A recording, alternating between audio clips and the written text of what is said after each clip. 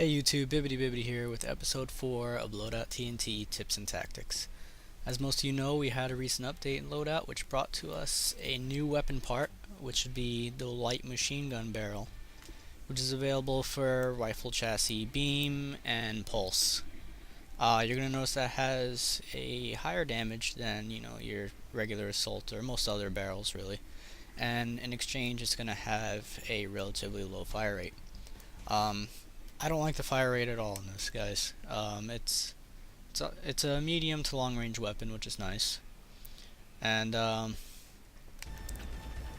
this is with the standard mag, and the fire rate's not terrible on this. But you try putting this on a pulse, and it's just hellish.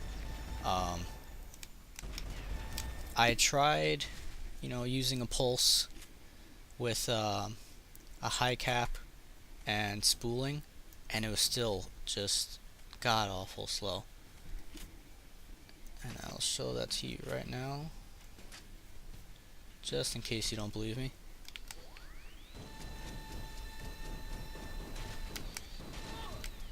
So that's high cap with spooling with this light machine gun barrel on pulse. Now of course you put this on a standard mag and put it on regular full auto, it's going to be even slower and it's going to be practically useless.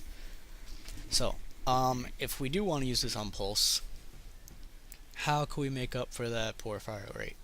Well, quick way around that is by putting a 3-round burst on it. And you can even put a shell loading on it and it'll still be faster. And I'm going to even throw a slow pulse on there to increase the damage. So we're going to be doing tons of damage and we're not going to have to worry about that stupid fire rate anymore.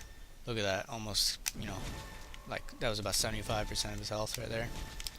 2 pulls of the trigger, you got anyone. And of course you can, fire while reloading, which is one perk of shell loading. Pretty fast reload speed. Of course it's not a high capacity, but I really have some faith in this build. I'm actually going to be trying it out in some matches soon. And I think it could be useful. It's probably going to be one of the better builds for this barrel. I don't know if this was just something that they missed, because the fire rate is incredibly fast with that with the burst. So that might be nerfed later on, but for now it's there. So I'm gonna give it a shot. And as far as beam goes, you're not gonna have to worry about the fire rate as much. It's gonna be slower ticks, I believe.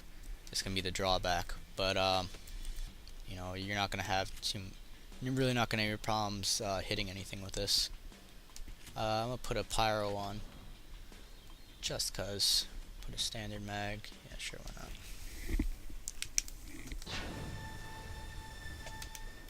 So I used about half my capacity on that, and he should burn. Yep.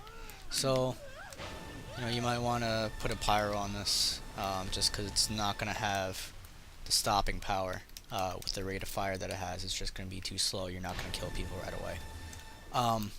Thing to note, if you haven't found this out yet, the recent patch did kind of nerf beam weapons to where they all have a range of which their damage is which they're gonna be most effective.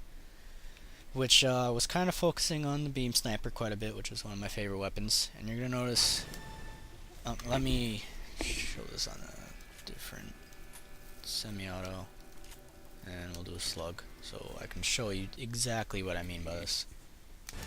Okay, so it's 13 damage right there at a close range, 18 damage when I got a little bit further away, 21 damage when I got further away. Now you're going to notice the damage went down once I got even further. So the most effective range is going to be right about here, which is not going to be something you're going to be able to focus on when in the middle of a fight. But, just remember that you have to kind of use the barrels for what they're intended for now. So this is going to be a mid-range weapon. Sniper, of course, is going to be long range, and it's going to be you're not going to be able to use it for that old beam sniper play of just all around, just killing everything. You know what I mean. So something to keep in mind with a new beam whip. The the new change to beams is the range that you're firing at. This is going to be about mid-range, as I said. That's pretty much everything to note about this barrel. So yeah, let me know what builds you think are best for this, because I'm still kind of playing around with it myself. Personally, I'm really looking forward to that 3-round burst on the pulse. But play around with it and have fun, guys.